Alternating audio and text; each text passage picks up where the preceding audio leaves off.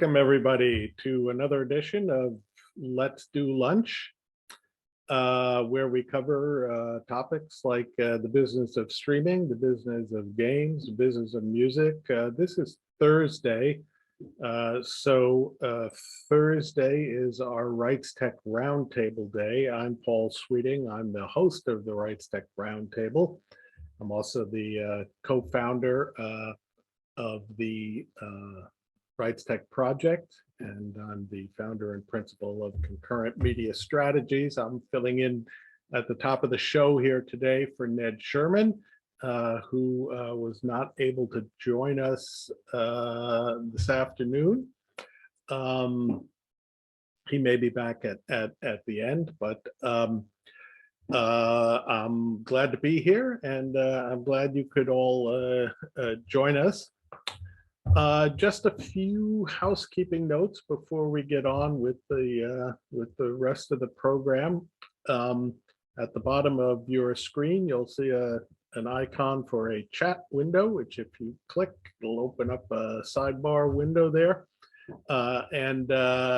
We invite you to introduce yourselves, say hello to folks, drop in a LinkedIn or other means of contacting you if you wish, and that will be open throughout the broadcast.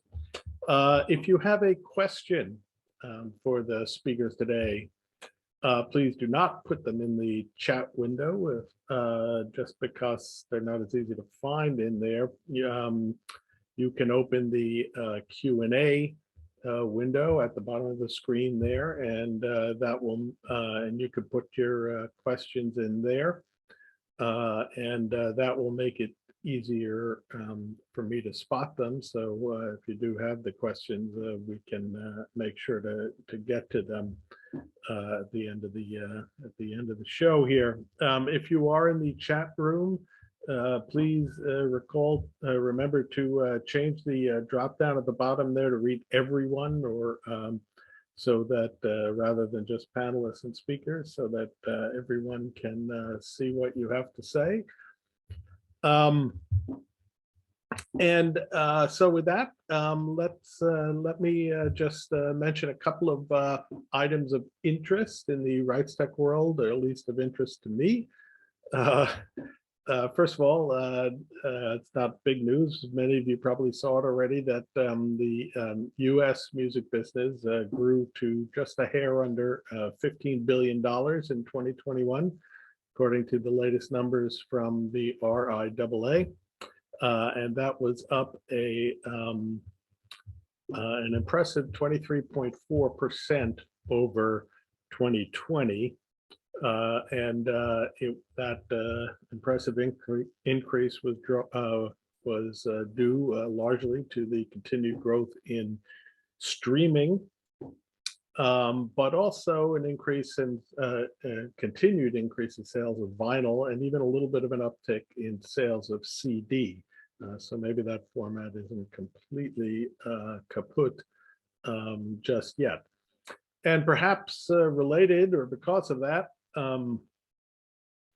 we saw this week outside capital continuing to flow into the music business and into music rights.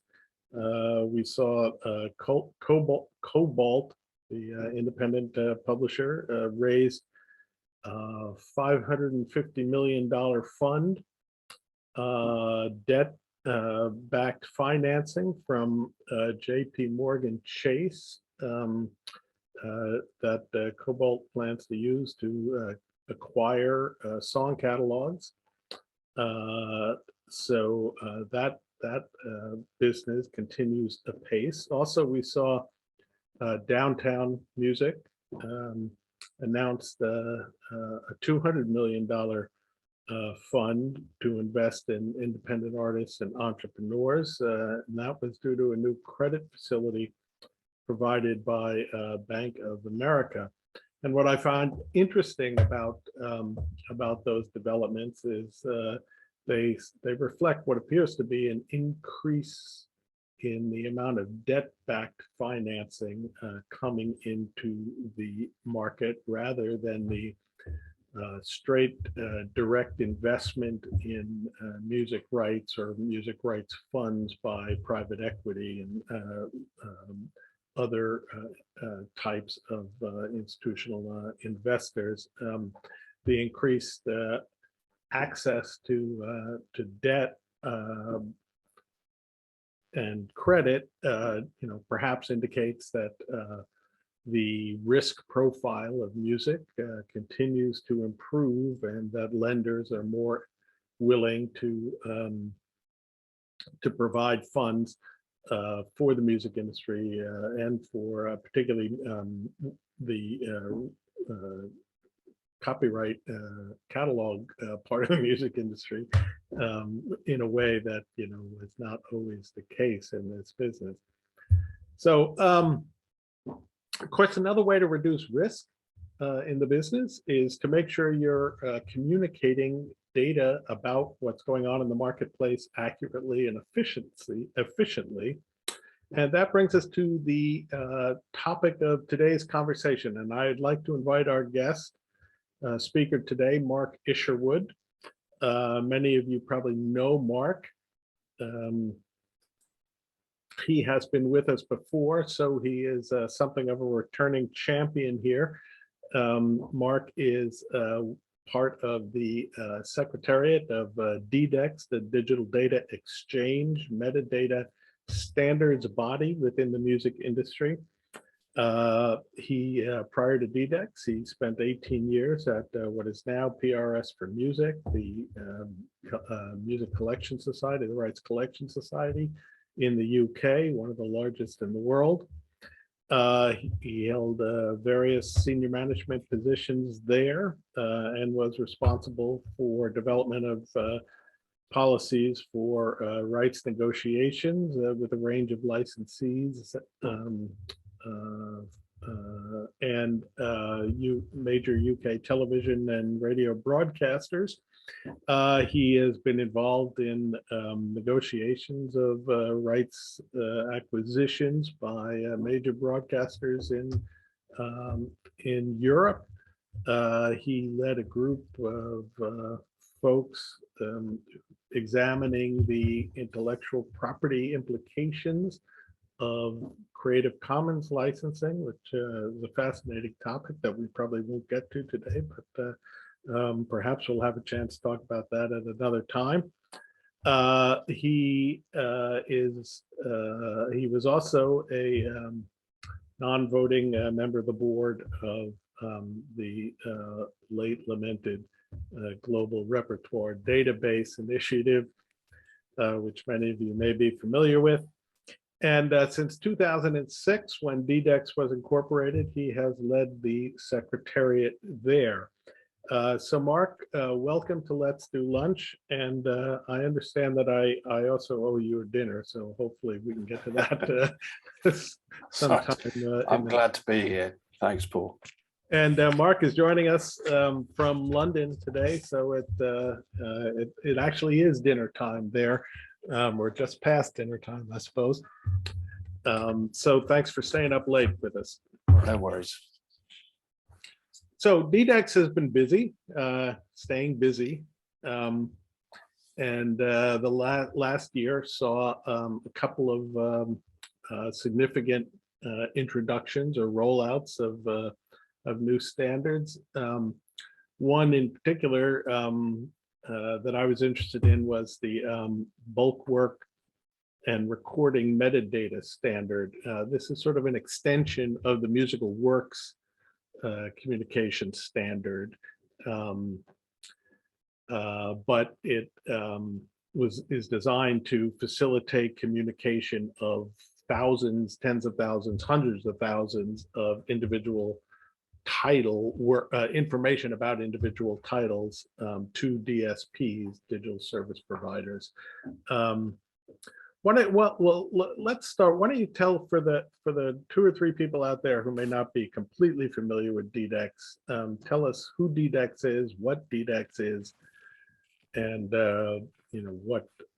what goes into developing standards for metadata in the music industry. Sure. Well, thanks everyone for being here. Thanks for inviting me, Paul. So DDEX is a standards organization, and we develop standards that can be used in the music industry value chain right across it, wherever administration needs to take place within the music industry, to make more efficient and more cost effective the communication of data between business partners, wherever they may be operating in the value chain. And as you can imagine, a lot of the focus more recently has been around how we manage that in the context of streaming, which, as you all know, is millions and millions, if not billions and billions of lines of data, which can only really be managed if the format in which the data is put together is standardized and is common across the industry. Otherwise, you have, if you're a label, you have to send all the data about your stuff to the DSPs using hundreds and hundreds of different proprietary standards, which is clearly inefficient and very, very, very costly. So that's where DDEX sits. We do this standardization in sort of three areas.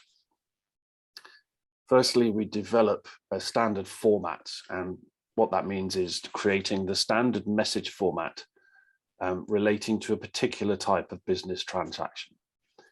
And what that involves is deciding which data elements are needed for that particular business transaction, and how those different data elements may link to each other in order to communicate data to the person that's receiving the information. So, for example, there are several data points that you can identify that relate to describing a sound recording. So ISRC is obviously one of them. That would be the International Standard Recording Identifier. Indeed, yes. The P line, which is the date it was, usually the date it was published, then the artist, the title of the track, so on and so on. So there are several data elements there that allow everybody to describe and understand the description of a sound recording. And there are several other entities like that across the music industry. Musical works is another, sales information is another, and so on and so on and so on. And so we develop these formats, which are quite complex at times. The industry is complex, and so that the formats reflect that. So that's the main thing we do, and probably the thing that people most easily understand. And as I understand it, you don't actually get involved in defining the ISRC. That's administered. No, we're only defining the data points. In other words, determining which data points are needed. We're not involved in the standardization of identifiers in the industry, like the International Standard Recording Code or the International Standard Work Code. There's lots of them, and they are very much a key part of what we do, in the sense that there is no element within this industry that is a complete turnkey solution. There's lots of moving parts, and DDEX has to make sure that it moves effectively and properly with the identification systems, and vice versa. And so they are key relationships for DDEX with IFPI, who administer the International Standard Recording Code, and CSAC in Paris, that administer the International Standard Work Code, and other organizations similarly involved in standardization of identification. And of course, the industry continues to evolve. I mean, there are all kinds of new use cases, all kinds of new licensees of music that didn't used to exist. And so it's sort of a constant moving target, isn't it? That you have to either adjust or develop new standards as new uses of music become popular and common, and figuring out which in each of those particular contexts, which data points are essential. Yeah, absolutely. And there's a couple. There's an example of that sort of about to be released, but there's also some examples of that we released actually the back end of 2020, which was subsequent to the last time I was on the Let's Do Lunch. And there were two things specifically aimed at the administration that's been set up for the Mechanical Licensing Collective. And one of those was to create a profile relating to what we call the Digital Sales Reporting Standard, Message Suite Standard. And that is going to be used by the Mechanical Licensing Collective's licensees to report sales and usage to the MLC.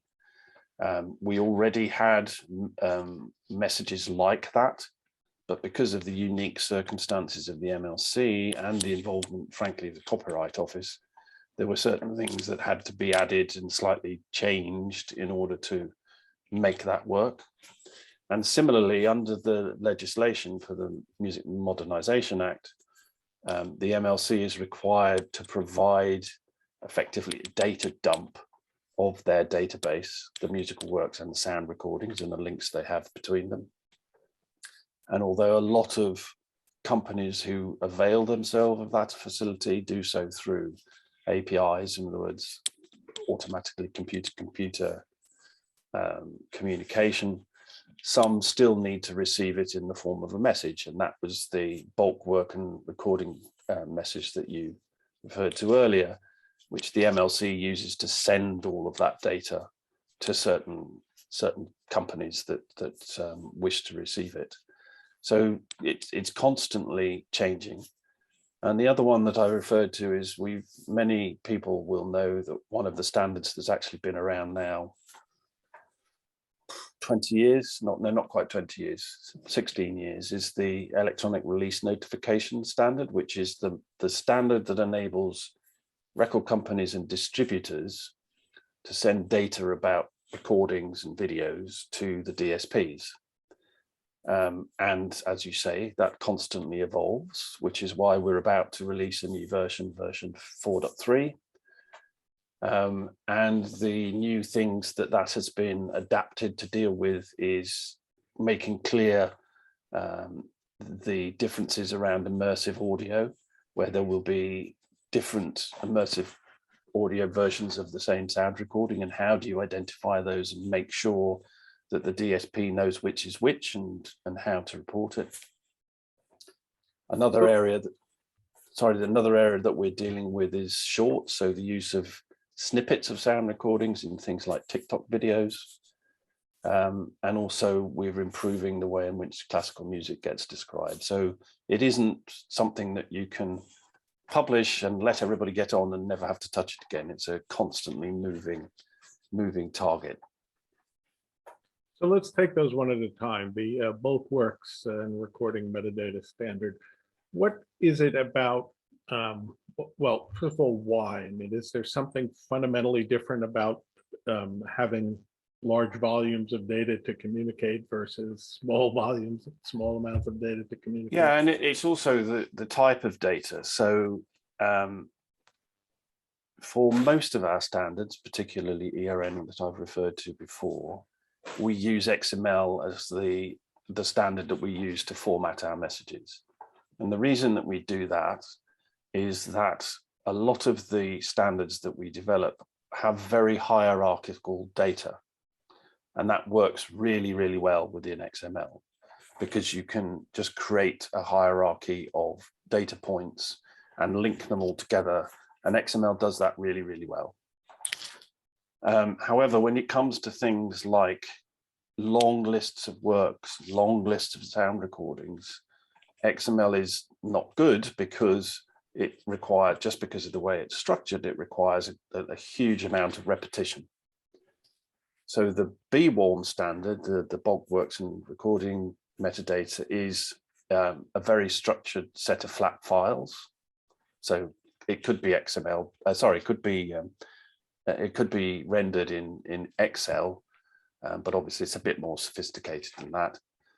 And so that's why we used that format for that particular type of data. The same is true, as I said, with sales and usage reporting, where they're using XML would involve a huge amount of repetition, whereas actually having structured flat files works a lot better, avoids a lot of repetition, is much easier actually for that reason to ingest. And so we have to adapt and, you know, grow depending on what works best, and depends on the type of data that we're trying to help have communicated. Now, when you make a change like that from a data format like XML to something else, are there operational implications to that for either the senders or the recipient of those? Well, it will kind of depend where they sit in the overall value chain. So, for example, record companies, the type of data that they are sending is best done through XML. If they're receiving usage reports, then it's probably best done through flat files. So they have to have, when I say record companies, I mean distributors as well. So they have to be able to adapt to both, which is why, you know, increasingly you have big companies like DistroKid or CD Baby or all those who are doing this stuff, not just for artists, but for what people sometimes call DIY artists, people who don't necessarily do it as a profession because they simply don't have the wherewithal to be able to build an infrastructure like that.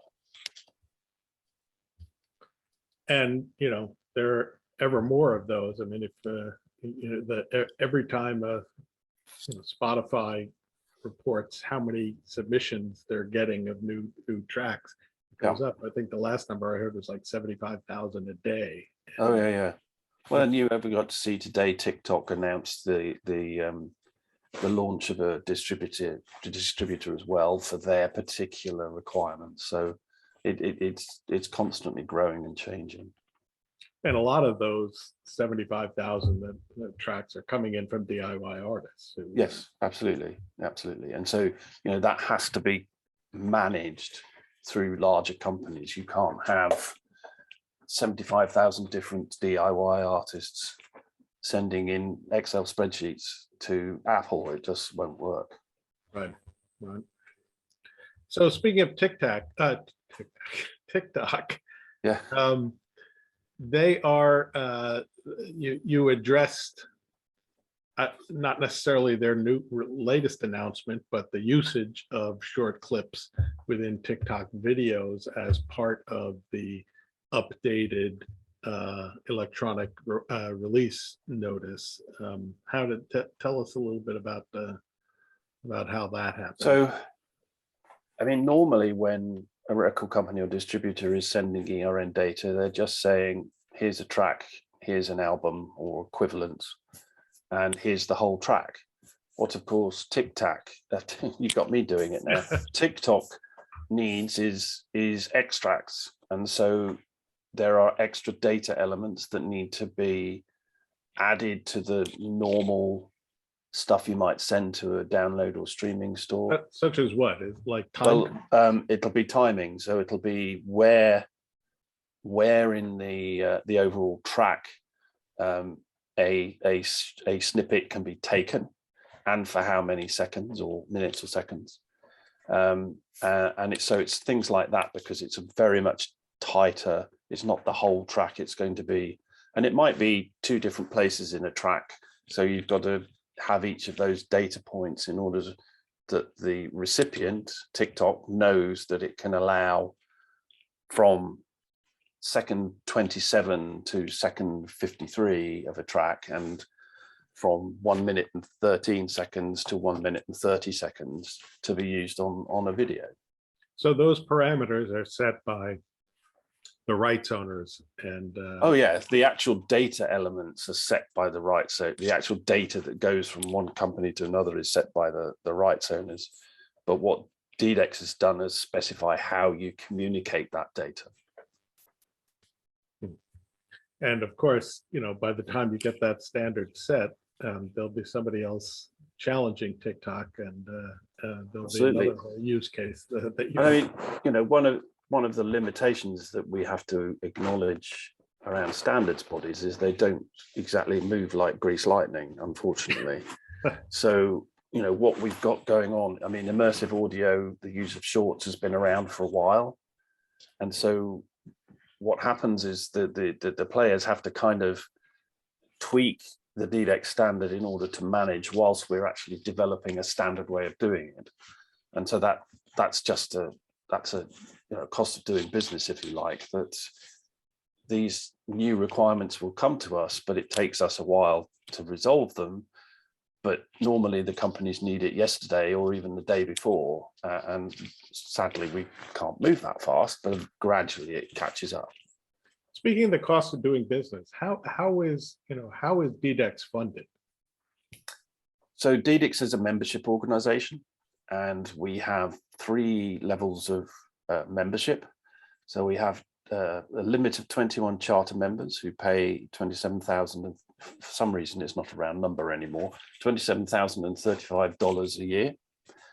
And then we have full members, and the fees for full members are determined by revenue bands. So we have, $500 million plus fees right down to $265 for individual members. We actually pride ourselves on having, so that the lowest sort of company level is 1,050 US a year, and that's up to 2 million revenue. And we have, something like 20 to 30% of our full members actually fall in that category. So we do have a lot of startups, a lot of early business development companies, and they play a vital role within DDEX. Just because UMG and Spotify and ASCAP are in the room doesn't mean those are the only voices that get heard. And we've worked very, very hard over the 16 years of DDEX to make sure that happens. Because it's important. Are there specific membership criteria? Do you have to? So we have a very simple test that companies have to pass, which is to be able to show they have a business interest in digital media content. And after that, it's just, you have to accept the terms of our operating agreement. We can't do bespoke agreements. You've either take it or leave it, I'm afraid. But that's very common amongst standards organizations. Right. So one area I know you've at least begun to explore, speaking of new formats and use cases, is metadata standards around podcasts, rapidly growing segment. Sometimes they involve the use of music in some form or another. Sometimes they don't, but they are a form of audio, recorded audio.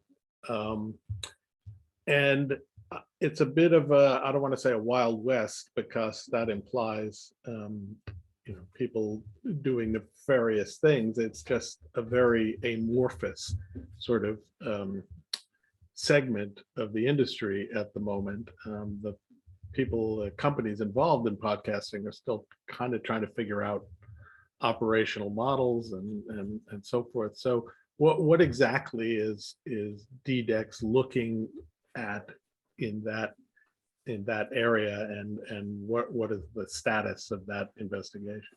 So we started working in this area about a year ago, and obviously we do have some members who have commercial interests in podcasts.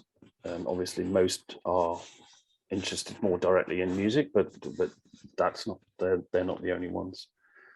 And so what we did was we decided internally, with the help of those companies who have some understanding of the podcast market, to document the data flows within the industry, within the podcast industry, I mean. And then we actually held a webinar, I think it was last September, where we had invited members of the podcast community who are not members of DDEX to come and say, yeah, that's right, or this is wrong, or whatever, in terms of the data flows that we had created or documented, rather. So companies like Wondery or Yeah. I mean, to be honest, I wasn't directly involved in the event. I can't remember who exactly turned up, but there were a number of representatives who are not members of DDEX who come from who are specializing in this area. And basically the answer we got was, well, some of it's right and some of it's wrong. But as you said, Paul, the industry is not very mature in terms of, I mean, I think it's mature in terms of its size and its importance to consumers, but in terms of the sort of operational infrastructure that is needed, it is still, there's lots of moving parts and they're still settling down. And it's nothing like the fairly settled operational environment that we have in the rest of the music industry, which has been around for, you know, getting on for 100 years. So you would hope it's fairly stable by this time. So they're still kind of trying to find out what fits where, and, you know, which plug you use here, and so on and so forth. And so what we will be doing and publishing in the next 2 or 3 months is a white paper, which is our attempt to take on board what was said to us by the podcast community, along with our own understanding, and just put that out there as a sort of discussion document. And when there is more interest in actually sitting down and perhaps slightly hardwiring some of these operational things, then obviously we'll pick that up. But at the moment, there won't be any standard coming out of it, just a white paper. and of course, in that world, there are going to be all kinds of new identifiers needed, I would think. I mean, well, certainly where music is used in podcasts, the existing identifiers should be possible. right. Whether there is a need for standardizing an identifier for a podcast, who would want to do that and how that would be administered is probably not DDEX's problem. But so you can see where, you know, they're way behind us really in that regard. Another area that I thought was interesting that I gather is also sort of in early stages is venue identifiers.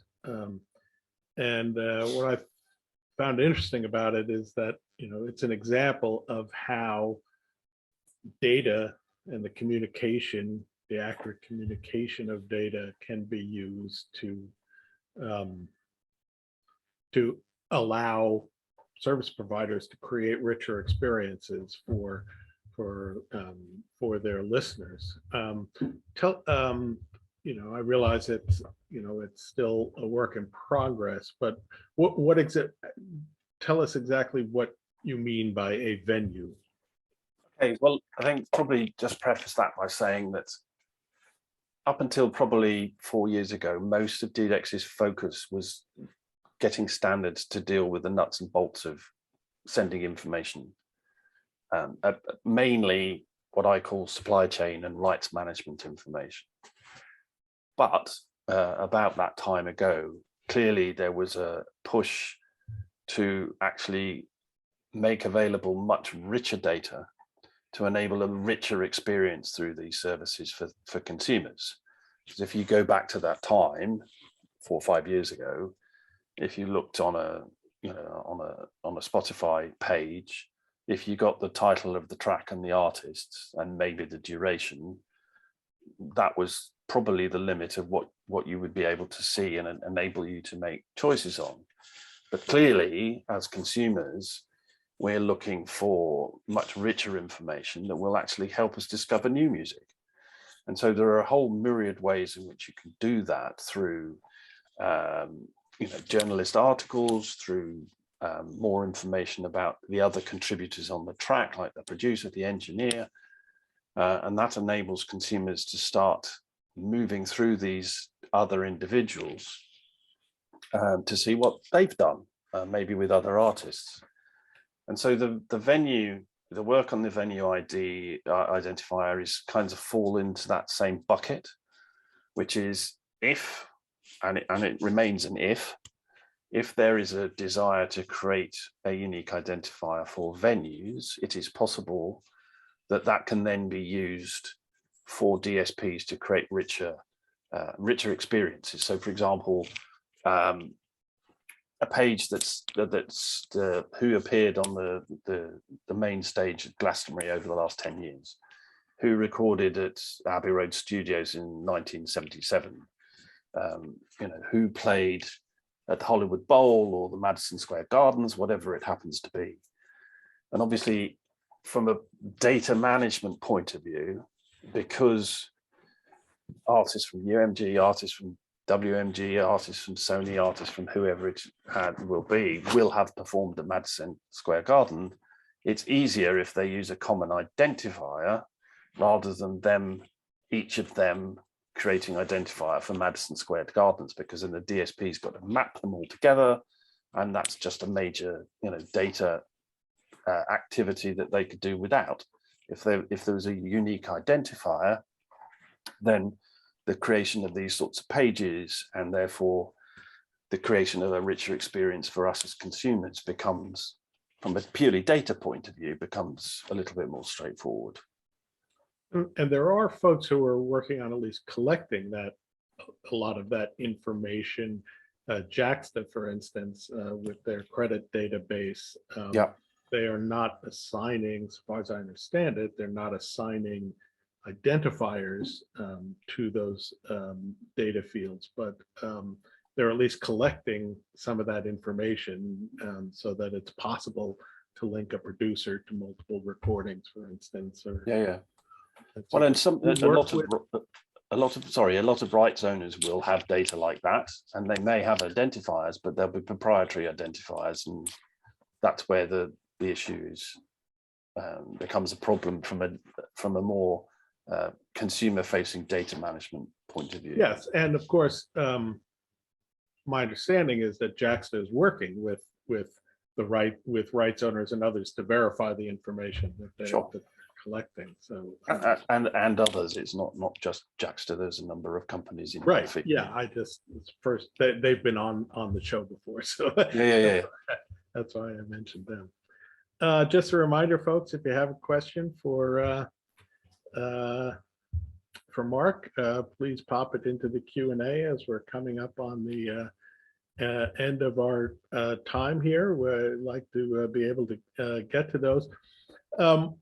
One other area that has a personal interest to me, and I gather this is going into the new, the latest update of the ERN standard, or perhaps already has, involves communication of information, data points about classical music recordings, which is for the non, if you're using a non-classical specialist DSP to listen to music, for instance, it can sometimes be a frustrating experience to search for the recording or the composer that you're looking for, because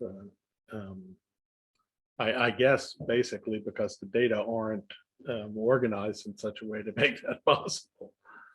No, and I mean, the other thing is that the data is much more complex. So you only have to take something like the Four Seasons, where you've got the composer, you've got multiple concertos with multiple movements, all of which have key signatures, all of which have what we sometimes call nicknames, like, winter or summer or whatever it happens to be. The maiden. And also all of which have to be presented in different languages to different markets. Even key signatures are expressed in different ways in different languages. And so the need to sort of break these things down in such a way that they can easily be reassembled by a DSP, and communicating them in that way is what we've been trying to do. There's obviously always a bit of friction around this, because I think in 2019, classical revenue across the US was like 1% of the total. So, you know, there's how much money do you want to spend working on this? Right. And that's why I think there are a number of specialist classical streaming companies. But, you know, what we've done is to try and improve the way in which that data is communicated to a general service that has classical music on it, and can also be ignored by companies that don't have any classical music on them either. So of course, it's not just classical music. There are other kinds of specialty music, non-pop specialty music. No, absolutely. Well, jazz is the other example. So yes. Yeah. And so what we've done should be able to apply just as effectively to jazz music as well. We do have a question from Charles Diatri, who I believe is a regular here. He's had questions raised before. He'd be interested in Mark's deeper perspective on the MLC. I'm not sure exactly what he's looking for there. You know,